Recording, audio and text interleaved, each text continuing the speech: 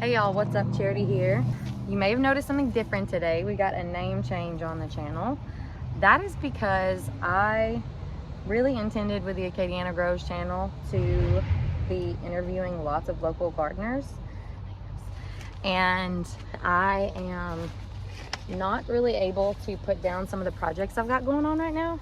So I am making a second channel because I would rather share things as I can in my own personal garden as I'm able to than just not share it all. The Acadiana Grows channel will have interviews from other local gardeners, and I'm going to upload the interviews that I currently have, and they'll be on that channel as well as still here because they were already here.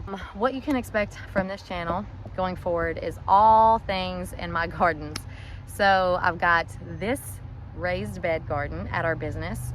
We have a container garden behind the business, and we have the in-ground row garden. And then at my personal farm, I have a raised row garden, which is where when we dug a pond to build the house pad for our home, we had 12 inches of really great topsoil. We dropped all that and basically made a pad for the garden, and then built rows on top of that to keep it from flooding, because we're in South Louisiana and flooding can be a real issue here. So I've got tons of different gardens. I love to visit friends' gardens, and growing throughout Zone 9, South Louisiana is fabulous because we can grow 52 weeks a year, and that's what I'm going to be sharing on this channel. On the other channel, which is the new Acadiana Grows channel, you're going to be seeing all things other people's garden, and it might be less frequent, but I really hope that you stick around and that you follow over there. I keep these little containers throughout the year. I'm picking little containers like this every other day. Today I'm getting about 3 of these containers. So you can see that this puccusa behind me is really needing a pruning. A lot of these vines need to be pruned, and most of the time that just means me kind of pulling these off. I've got puccusa like you saw there. I've also got a tromboncino squash growing up there, more puccusa hanging here, another little baby growing over there. Honestly, a lot of stuff is starting to peter out, starting to struggle in the heat, and we're getting time for the do-over season. And what that means is it's time for your second chances at any squash, like the puccusa, regular squash, your pumpkins, making sure you got your melons in, second chances on any heat tolerant thing that you want to be growing. But it does come at a cost, and that is for our area, knowing what you want to plant in the fall. So you can most certainly plant all these things all over again, and then you could say, whenever they come out, it's when they come out, and then I'll put in some fall stuff. But most of us are going to be planting fall vegetables in like August, September. Being that it's middle of June, we have 1 month is middle of July, another month is middle of August. So if it's a 60-day variety, then I could be taking that thing out and planting in August. If it's like a 90-day variety, that means it's going to be in my garden until middle of September, so on and so forth. So if you've got the extra space, definitely throw in some second rounds of a couple things, see what else you can get out of your garden. But you got to be thinking about your fall garden, or all of a sudden if something starts to be producing fruits and be harvestable, you're going to be really stressed if you're really, really big into fall gardening. So just knowing yourself and what you want to grow is going to be very, very helpful.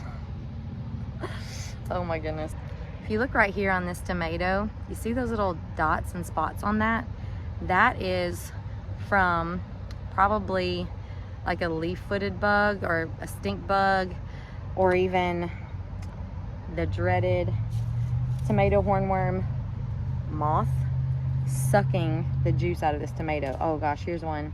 Here's a good example right here.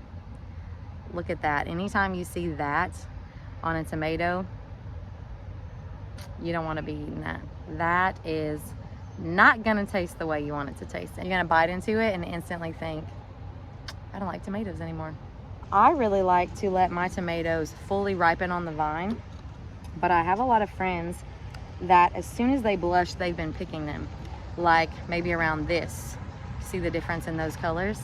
And they're doing that because the closer they get to ripening, those sugars in there, the bugs really enjoy that. So they're picking them smaller and not as ripe and letting them ripen inside.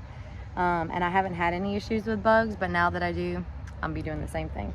So I am looking at my space right now. I'm kind of evaluating what I am gonna be doing for the fall.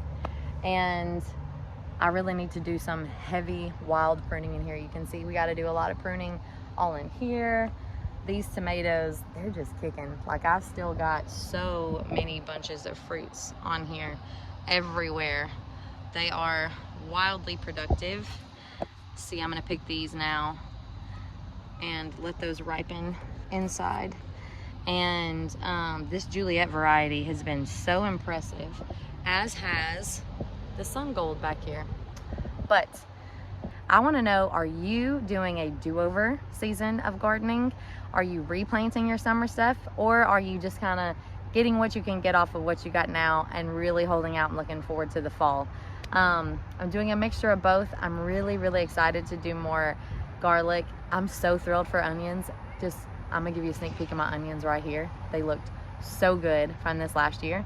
And I'm gonna do a ton of cabbage, a ton of broccoli, cauliflower, rutabagas.